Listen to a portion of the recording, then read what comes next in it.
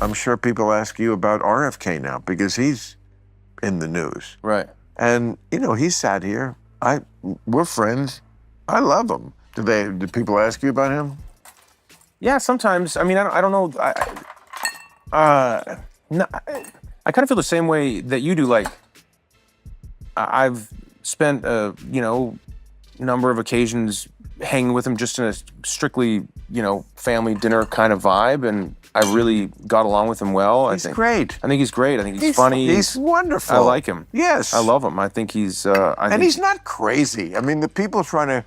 He's also got, like, I said to him when he was here, I don't agree with everything you said, and I don't think your father would either, but your father would be so proud that you stuck to your guns, like more than anybody. Yeah, that's a bad thing in this context, fellas. And when you jump on the bandwagon with who is the most divisive president ever, it makes sense that you're going to be made to look terrible.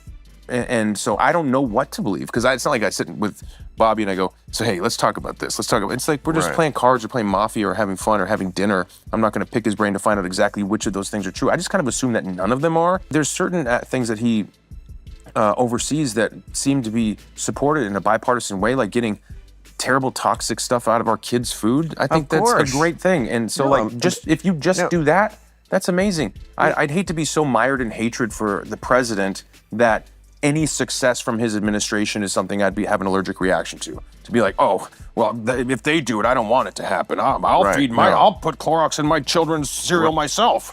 It's like, come on, be reasonable here. The only person being unreasonable in their framing, by the way, is you, Chris Pratt. It's you. On this line of, oh, well, he's working for Trump, so they want him to fail. No, dude. Wrong. Completely wrong.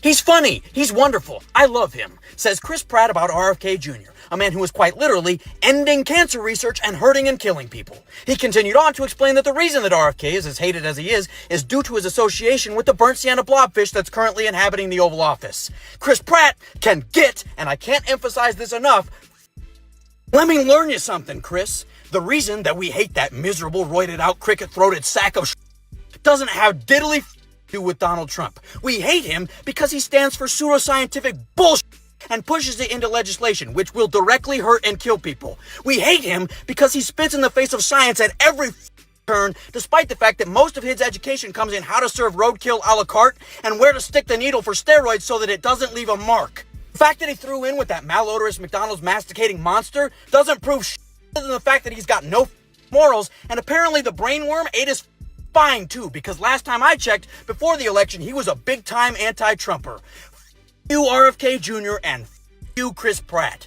The energy we needed today came from It's Luke 7 on TikTok, who you should be following. For a different approach in tone, but resulting anger nonetheless. I don't like RFK Jr. because he said that unvaccinated people have less freedoms than Anne Frank did. I like him because he created a made-up link between antidepressants and school shootings, when in reality there's data around those people, right? And most of them were not on medication. I don't like RFK Jr. because he's not too sure about the idea of germs. Like he's not too sure that HIV causes AIDS. Because AIDS in his eyes can be caused in part by heavy recreational drug use in gay men and drug addicts. No science there, just vibes. This is a man who advocates for drinking raw milk. There's no benefits to drinking raw milk except the government tells you not to, so you can be a hard and get bovine tuberculosis and bird flu, or give it to your small children so they get tuberculosis. The year is 2025. You are not Doc Holliday. You should not be dying from tuberculosis like people are in the Midwest. I don't like him because he dismantled the CDC's Vaccine Advisory Committee all at once with absolutely no plan. He attacks the National Institute for Occupational Safety and Health. They're trusting these decisions to a man who says that a parasite ate part of his brain. And now measles cases are exploding in the US, and so is pertussis. 266 children have died this flu season, with 90% of them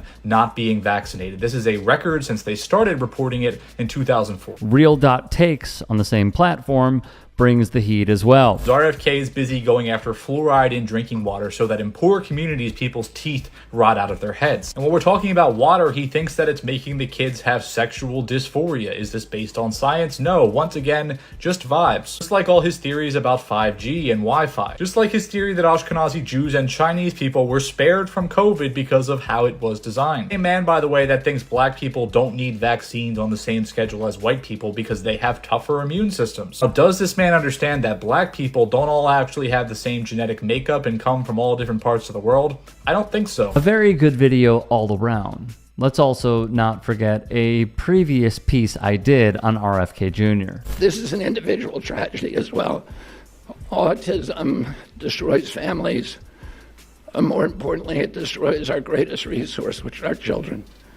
These are children who should not be suffering like this.